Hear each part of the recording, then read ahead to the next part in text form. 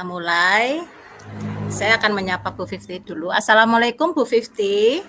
Waalaikumsalam warahmatullahi wabarakatuh, Bu Anissa. Bagaimana nih kabarnya Bu Fifty? Semoga sehat ya. Alhamdulillah hari ini saya sangat sehat, Bu Anissa. Semoga Bu Anissa Iya. juga sehat ya.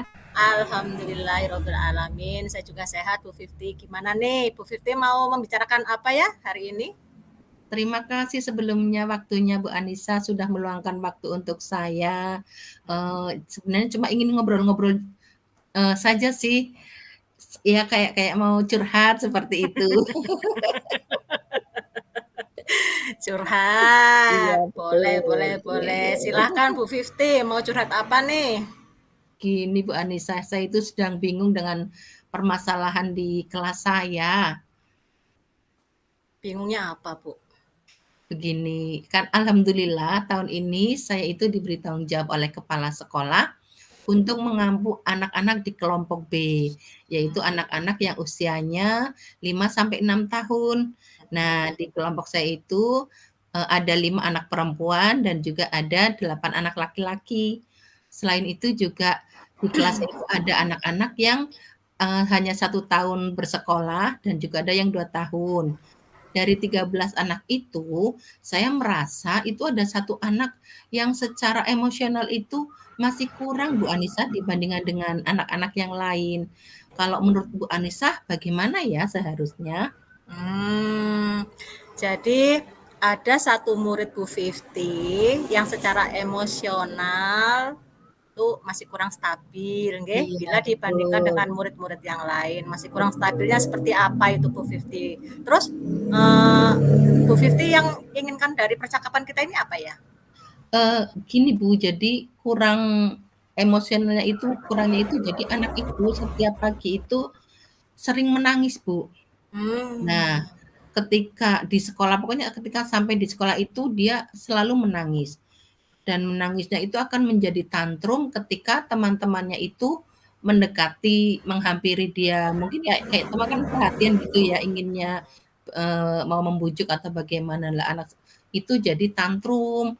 Nah, kalau sudah tantrum itu, tangannya itu kadang suka memukul, suka mencubit, kakinya juga suka menendang teman-temannya, begitu. Nah, saya ingin menemukan solusi Bu dari permasalahan saya dengan anak ini. Jadi dari percakapan nanti dengan Bu Anissa, saya ingin mendapatkan solusi apa yang harus saya lakukan Bu Anissa, begitu. oke. Kalau untuk solusi nanti kan bisa diselesaikan oleh Bu Fifty sendiri ya. Saya hanya memberikan istilahnya ingin. Nah, jadi Bu Fifty ingin mendapatkan itu supaya murid Bu Fifty ini merasa tenang bila sampai di sekolah dan pada akhirnya senang dan semangat belajar. Kalau menurut Bu Fifty sendiri nih, kira-kira kenapa ya murid Bu Fifty itu menampakkan perilaku seperti itu? Menangis, tantrum, dan tidak tenang ketika sampai di sekolah, Bu. Kalau menurut Bu Fifty sendiri, itu penyebabnya apa? Kalau secara pasti saya kurang tahu ya Bu Anissa, tapi saya melihat latar belakang posisi anak tersebut, jadi anak ini kan anak nomor 3 di keluarganya dan mungkin sebelumnya itu kemungkinan dia itu akan bisa menjadi anak bungsu.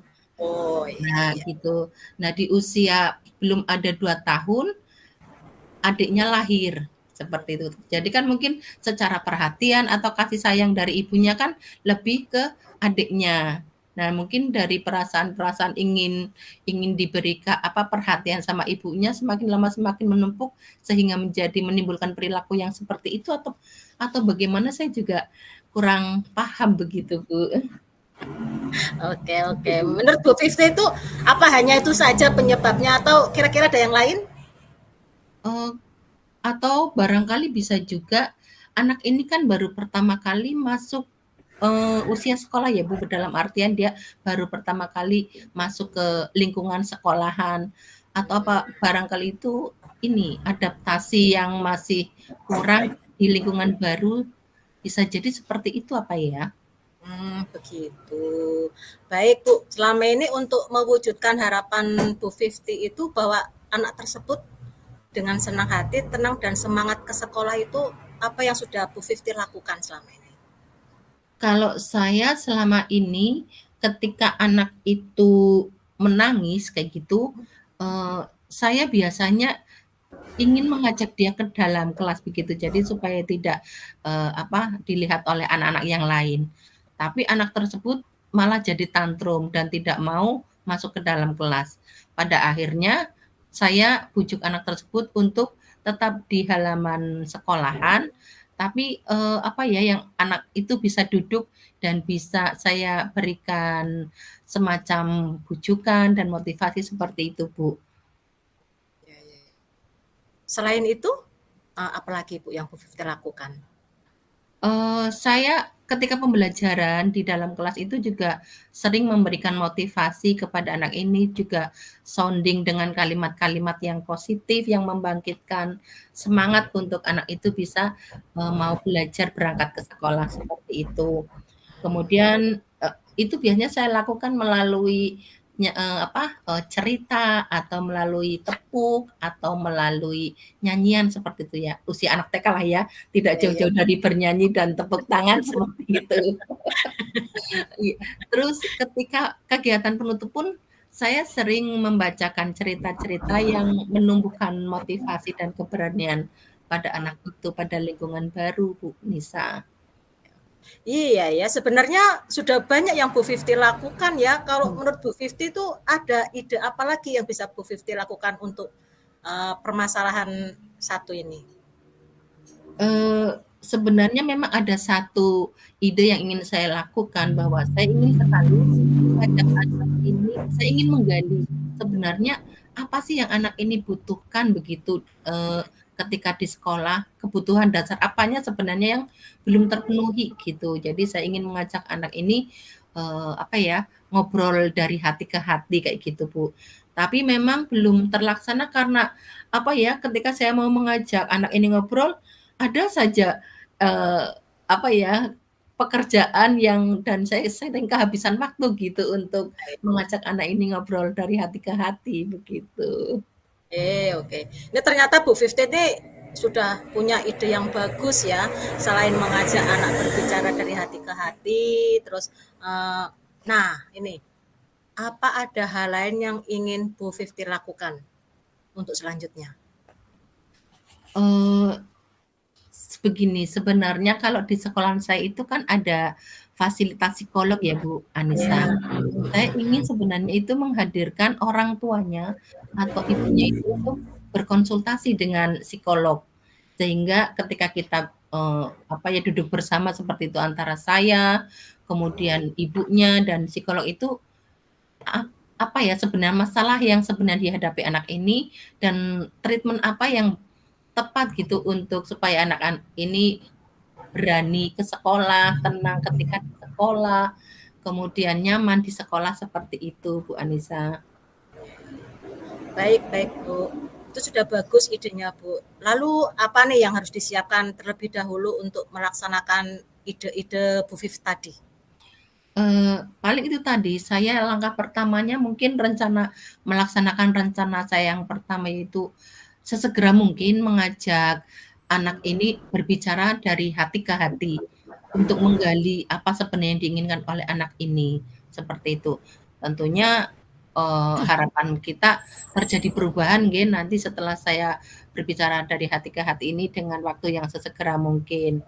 Nah, kalau nanti ketika kita lihat perkembangannya, kalau memang perkembangannya positif seperti itu, mungkin rencana kedua tidak tidak akan saya lakukan dulu, begitu, saya evaluasi. Tapi ketika kemungkinan akan muncul lagi, baru saya akan, koordinasi dengan orang tuanya, dengan kepala sekolah yang mungkin nanti Ya, bisa ya, betul, membuatkan betul. jadwal, eee, konsultasi dengan psikolog, seperti itu, Bu Anissa. Ya, bagus, bagus, bagus.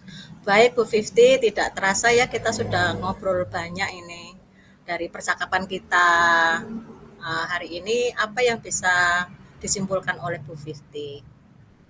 Eee, saya merasa bahwa supaya murid saya itu merasa tenang, senang, dan nyaman di sekolah itu, saya memerlukan cara-cara untuk anak itu, untuk saya sendiri mewujudkan anak itu seperti itu ya, tenang dan nyaman di sekolah. Dan cara-cara yang tadi saya ingin laksanakan tadi itu, Bu. Jadi mengajak anak itu berbicara dari hati ke hati, kemudian nanti kita lihat perkembangannya, eee, apakah ada perubahan kemandirian atau tidak. Kemudian setelah itu baru berkoordinasi dengan orang tua, kepala sekolah, dan juga mungkin saya juga akan meminta tolong rekan sejawat, Bu. Jadi Iya iya ketika iya. nanti saya konsultasi begitu, ada teman saya yang meng-handle kelas saya. Itu seperti itu mungkin. Oke, bagus sekali, Bu, ya. Sekarang nih saya mau tanya nih, Bu, bagaimana perasaan Ibu setelah sesi coaching ini?